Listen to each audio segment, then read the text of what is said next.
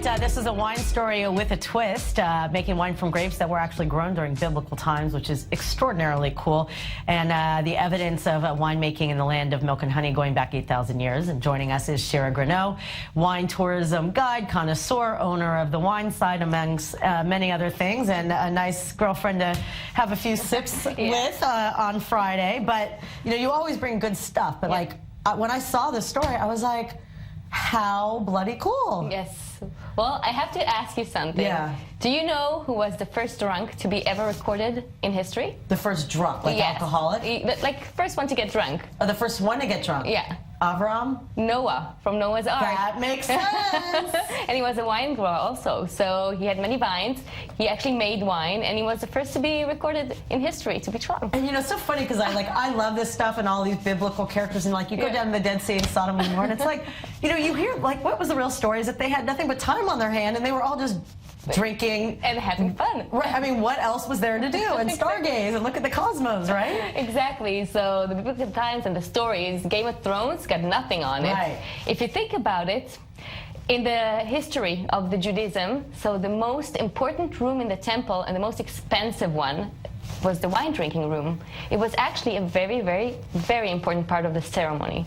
So wine drinking was taken very seriously, and actually during the biblical times, people were drinking much more than we do today, which is quite sad. I mean, they were more happy, I think. Well, that's why they were like having all of this sexual perversity that you hear about in every story, like from Rahab to Lot and everybody. All of them. They were having a Lot's good time. daughters. I'm like, what? Lot's daughters? Not with him. Okay, so all right, first start pouring. So these grapes, like, how do they identify?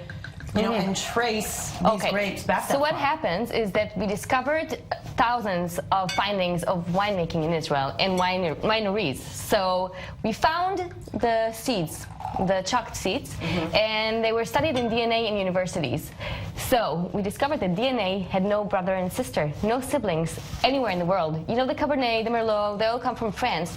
But these grapes, they're really from here. The real, authentic Israeli wine. So amazing. I mean, I could go on and on when it's talking this we're going to start with the Dabuki, which is a kind of grape. This is a winery. So how is it that they, by the way, explain that like it didn't continue with the industry, like it was kind of dormant all these years? Because we had many regimes here, and during the Muslim times, all vines were torn apart and neglected because they don't drink wine. So we didn't have continuity. Pillaged. And the Romans came and they brought with them their vines. So, you know, it stopped. And their baths. They probably got rid of vineyards to build more baths for themselves. Exactly. So this one is Feldstein Winery. Wow. Avi Feldstein, the winemaker, is one of the most important winemakers in Israel. He consulted to, I think, every winery in Israel. This is a pure Dabuki, very special one, nothing like it.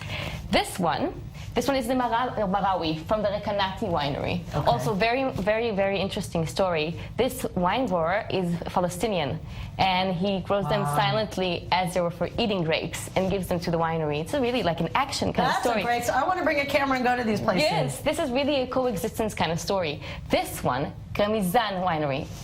Amazing. This is a monastery.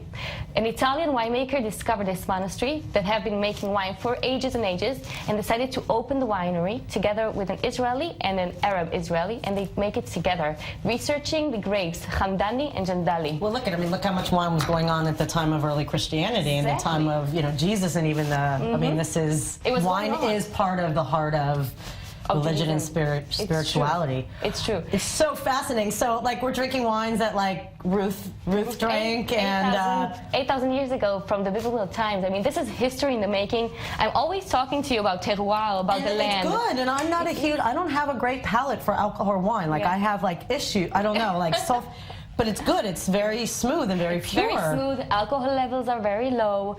Really fits the Israeli summer. I mean, these wines are Israeli, asli Israel, you know? So it really reflects the terroir, the land, and the people. So this is really an amazing story. How do we help them market this more? I mean, this is a great, like, you could promote anywhere in the world, like wine dating back to the Bible. And Genesis Robbins gave this wine, she's a very famous wine critic in England, a really high score point. He won second white wine in Israel. And the Marawi from Rekanati, which is an amazing story, a big winery with a lot of, they have guts, you know? They're bold. They're doing stuff that are not very between the categories of hello, Cabernet. They do everything. They have the power to do it and the boldness to do it.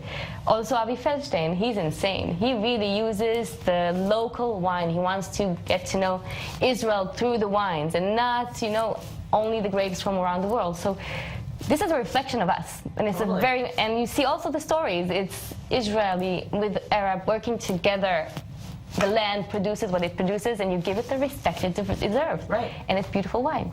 I'm gonna steal Amazing. it. It's amazing. I mean, I wish they could, do they have the ability to trace the region so they could kind of make the connections as to which of the biblical matriarchs and patriarchs? That's what we're working on now. So you research the grapes and you discover the geography of the stories.